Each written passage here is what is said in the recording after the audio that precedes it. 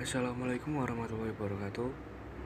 Kali ini saya akan menunjukkan cara pemasangan Kakti di Debian 10. Pertama, apt install Kakti.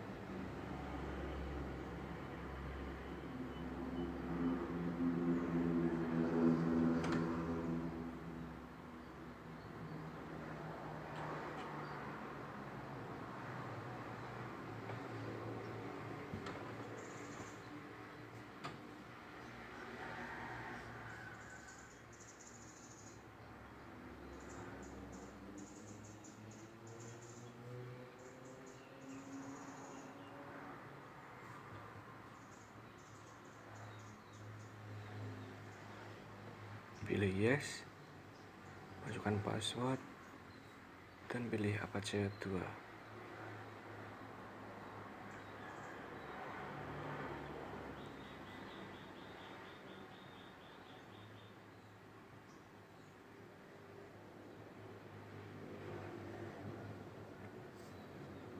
Kalau selesai, langsung kita uji ke klien saja. Close dulu. Terus saya ketikkan DNS server saya /kakti. Sekian, terima kasih. Wassalamualaikum warahmatullahi wabarakatuh.